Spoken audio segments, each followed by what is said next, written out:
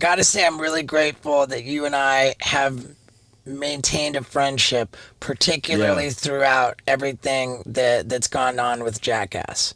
Yeah. And Yeah.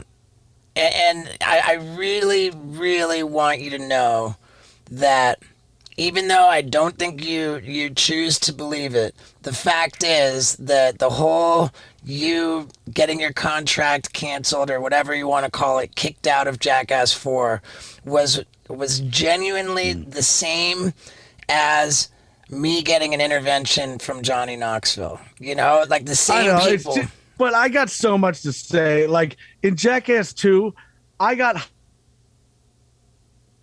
five drunk at the LAX airport with brass knuckles. I got a fucking felony charge, and I got high five for good press. Now I wind up sipping on a beer out front of a hotel on TMZ, and I get kicked out for being a liability. It's just fucking ridiculous.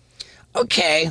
I mean, I'll entertain some of that. And back in the days of Jackass number two, we Mm. were in our heyday. We were at our worst. Drugs and alcohol were still working for us. Nobody was getting locked up in rehab or jail or like just Yeah, having public meltdowns.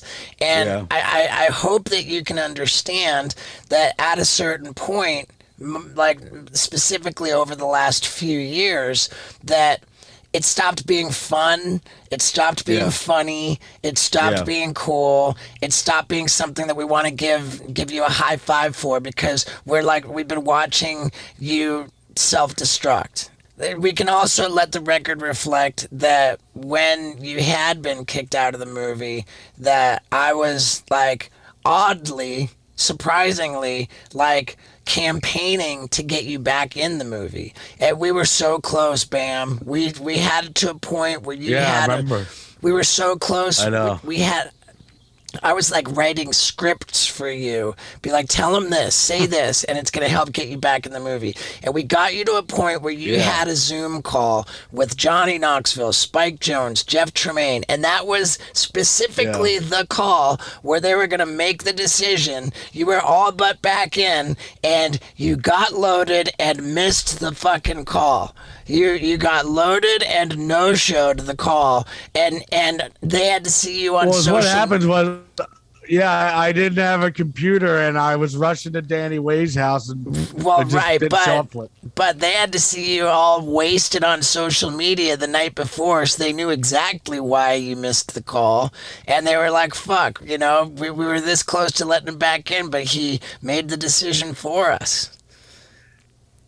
And I was fighting I so think hard for you. everything meant for a reason, and I'm much better off not being in it. Well, I'm there, happy to not be in it. I did it. That I don't want to do that anymore.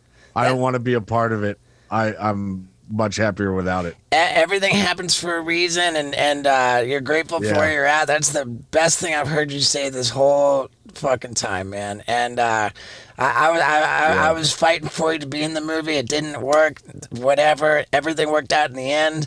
You're happy Now with. that it's done and over with, I didn't want to do it in the first place. It's called Steve-O's Hot Sauce for Your Butthole.